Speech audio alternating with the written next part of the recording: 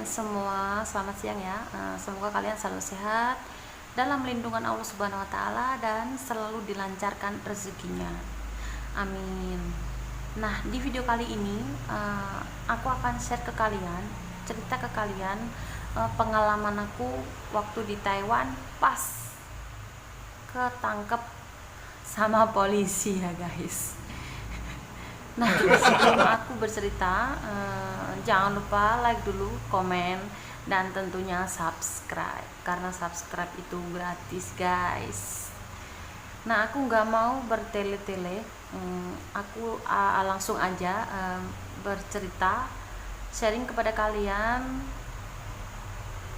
kenapa aku dulu sampai ketangkep polisi guys. Dan aku mau cerita ya kepada kalian. Nah, awal tahun 2014 pertengahan kalau nggak salah, aku pindah dari majikan yang di Thailand itu karena majikan aku itu meninggal, dan 1 bulan di agensi. Di agensi itu karena aku nggak kerja 1 bulan, dan sama agensiku yang pertama itu dilempar ke agensi temennya aku, jadi dipindah ke agensi ke yang satunya, agensi cowok ya. Nah, aku itu langsung dibawa ke Kaohsiung, langsung dapat majikan ya sama agensi yang cowok itu. Aku jagain Sensen waktu itu, Laupan, umur 61. Nah, di situ guys, di situ awal mula aku kenapa bisa ketangkep polisi. Nah, tonton terus video kali ini sampai akhir cerita ya guys, jangan di skip. Nah, sebelum aku melanjutkan cerita, aku ingin berpesan dulu kepada teman-teman aku yang ada di Taiwan, khususnya yang ilegal.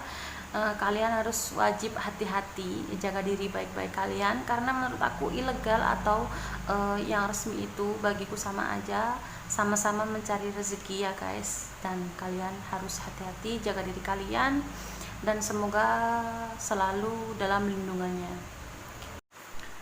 Nah, lanjut ke ceritanya, langsung aja.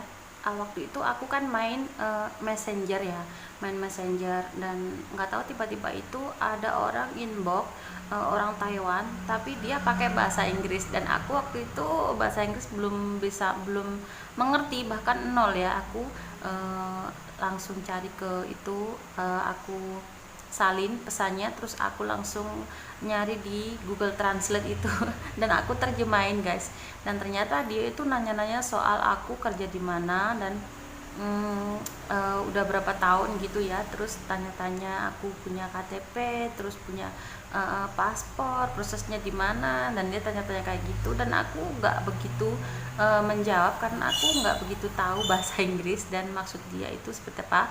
Dan pokok intinya aku itu dia itu tanya masalah KTP dan paspor aku, dan pas itu aku tanggepin karena aku bilang paspor aku nggak ada ya, dibawa sama agensi, waktu itu baru pindah, dan KTP ku juga waktu itu dibawa agensi juga, mau diperpanjang atau mau diganti nama majikan.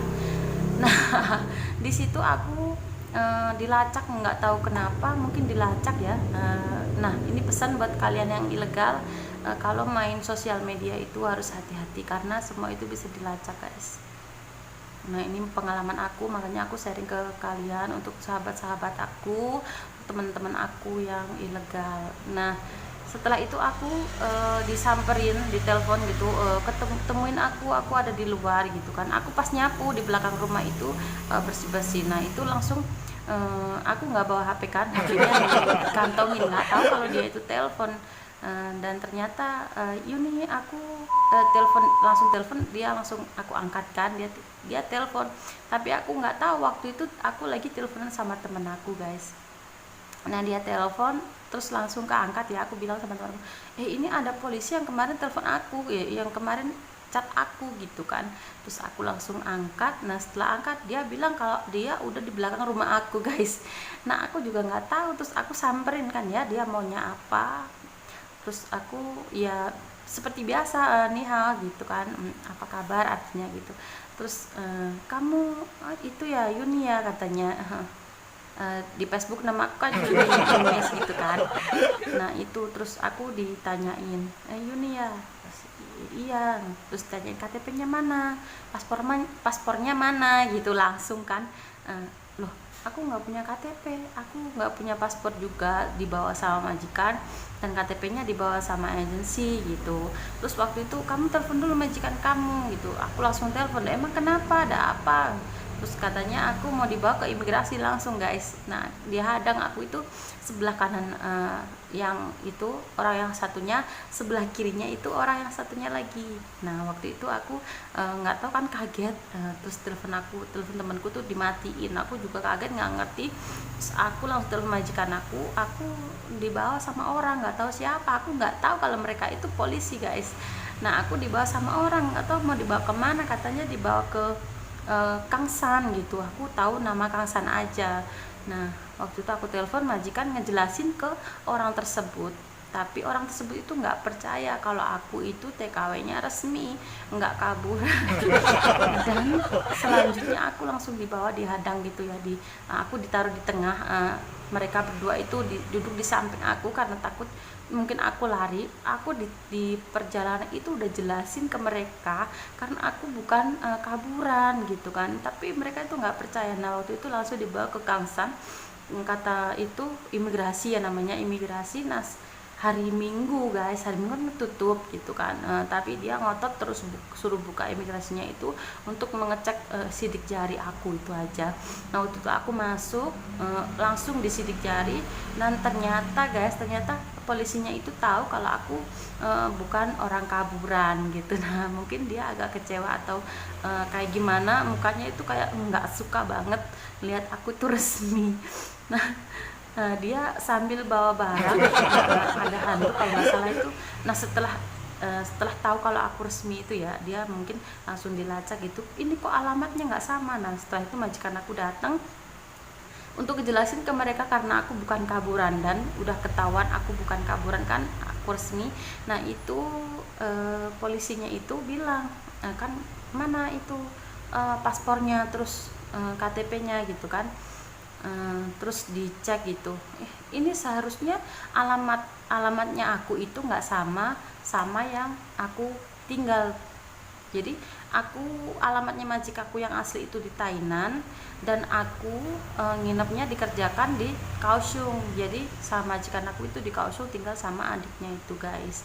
Nah alamatnya nggak sama, jadi dilacak gitu, dan alhasil polisinya itu nggak apa ya, intinya aku disuruh pindah ke tempat pertama aku kerja, maksudnya di tempat yang sesuai dengan KTP tersebut, job tersebut gitu. Jadi aku sama majikan itu disuruh pindah ke Thailand, tinggal bareng sama Laupan.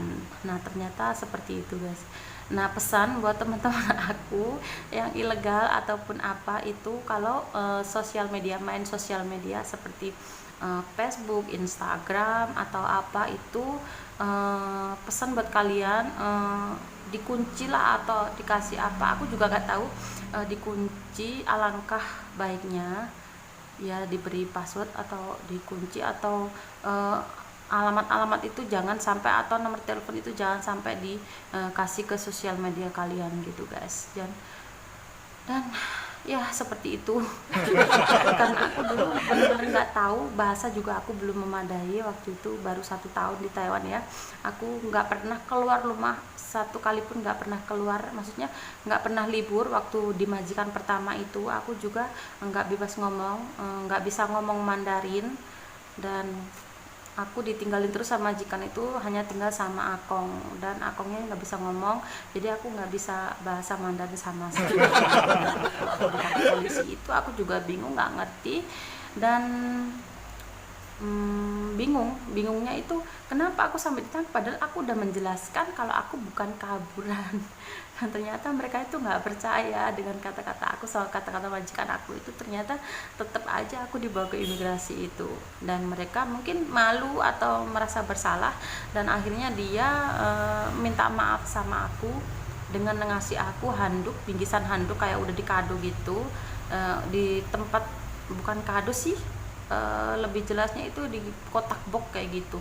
Nah dikasih amplop merah, itu isinya uang 2.000 guys, katanya tanda minta maaf sama aku gitu. Dan nggak tahu polisinya sekarang itu, nggak tahu juga kabarnya kayak gimana.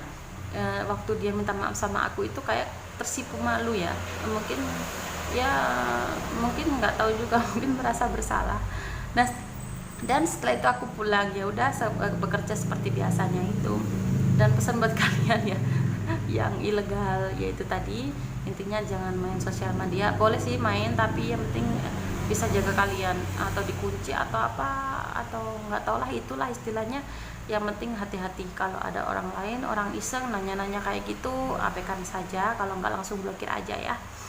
Nah, mungkin itu cukup, sekian ceritaku ya. Mungkin menurut kalian nggak, wah cerita apa gitu di sharing. Nah, ini sharing aja, berbagi pengalaman buat teman-teman yang ilegal aja, atau buat yang resmi harusnya hati-hati, jangan seperti saya nantinya kena ketangkap polisi. Takut, sebenarnya takut, nggak ngerti apa-apa tiba-tiba ketangkep. Nah, itu dulu video kali ini ya guys. Semoga kalian terhibur, semoga kalian bisa ambil segi positif dari cerita aku. Dan gitu aja, sambung next video. Jangan lupa tonton terus video aku, nantikan video-video selanjutnya. Jangan lupa like, komen, dan subscribe juga. Udah gitu aja, wassalamualaikum warahmatullahi wabarakatuh.